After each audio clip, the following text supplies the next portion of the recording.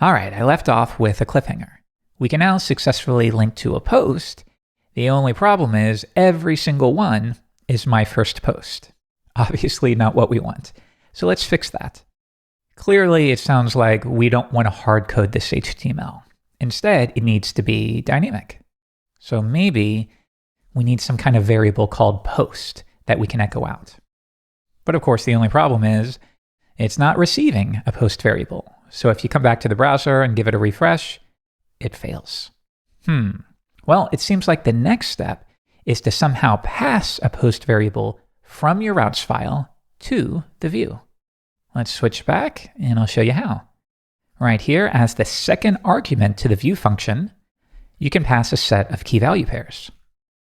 So if I said hello world, each item here will be extracted into its own variable, which means in your post view, you'll now have access to post, which equals that. Okay, let's give it a shot. Back to Firefox, refresh, and there you go. It works. But yeah, we don't want to hard code it here either. It sounds like we need to fetch our blog posts from somewhere. Now, you're probably thinking, well, put it in a database, but I'm not quite ready for that yet. So instead, in my resources directory, why don't we create a folder called posts?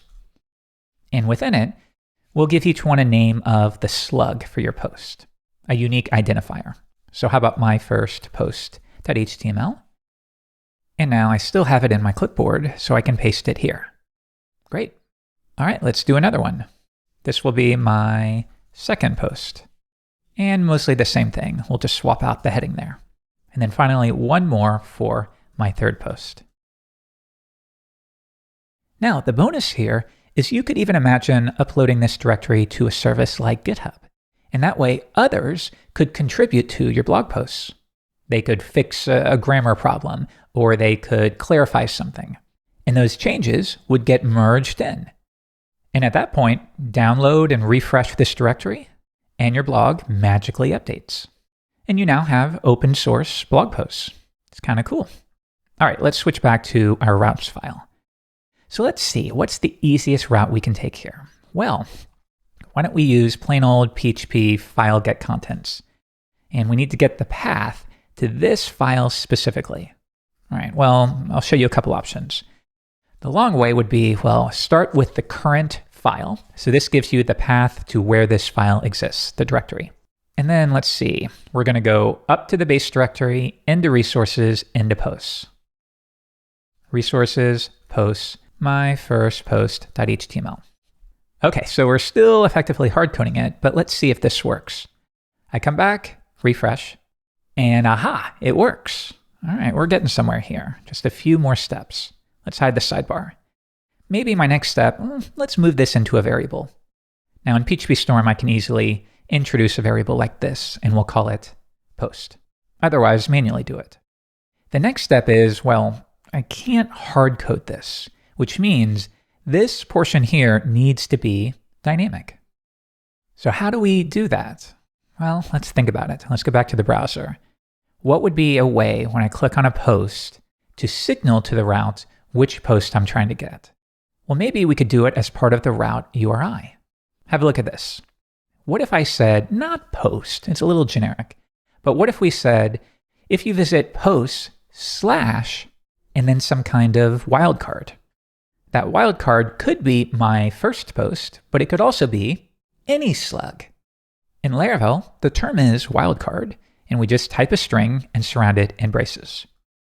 So the difference is, just to be clear, if I did this, it's going to look for this exactly, posts / post. However, if I wrap this in braces, this is now a wildcard, which means we're saying posts and then something. Whatever that something is will be matched and then passed to this function here. Have a look. If I immediately return that slug, and we'll comment this out, switch back to Firefox, and now we go to posts / my first post, and there you go. Whatever we have here can be accessed through that variable. Okay, so maybe you see where we're going here. The next step would be to replace this. And first, let's do this. Let's switch to double quotes, and then we're going to replace this with the slug. Now, we still need to be cautious here. There are some security measures we should take. But first, let's see if that works. Think about it. If the user goes to post/my_second_post, my second post is the slug. We then try to access my_second_post.html. It will fetch this, and then it will pass that HTML to the view, which means if I come back and give this a refresh, there's my first post. But if I swap this, my second post, it's working, and my third post.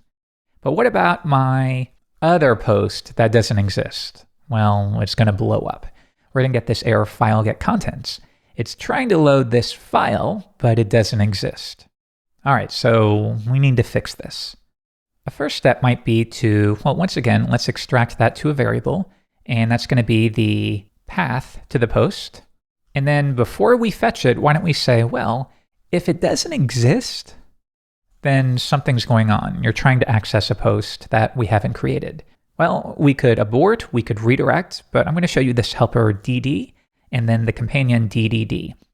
dd stands for die and dump, or dump and die. It's useful for quick debugging. File does not exist. Okay, have a look. If I come back and give that a refresh, this is what dd does. It kills the execution and dumps something to the page.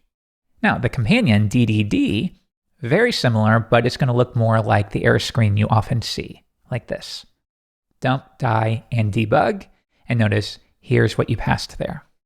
You can use either of those. So now you need to think, well, what should happen if we try to access a post that doesn't exist? Do we throw a 404? So I could say abort in Laravel. And notice the code will be, well, a 404 not found. Now if I come back and give it a refresh, there you go. You're trying to access a post that doesn't exist, 404. Another option would be to redirect. You could say, well, if that file doesn't exist, let's send you back to the home page. You can do that by saying return a redirect to, and then you give it a file path. So if we want to go back to the home page, the file path is /. Now, notice when I refresh, it's going to send me back to the home page. And that's what we want. Okay, now what else? Well, we do need to update these URLs because they're still going to /post. All right, easy enough. Let's go into posts. All right, let's see. This will be post/my first post. This will be post/my second post. And then finally, post/my third post. And that should do it. So my first, let's go back. My second, we'll go back. And my third. So this is better, but it's still not great. In the next episode, you'll learn how to add constraints to your route wildcards.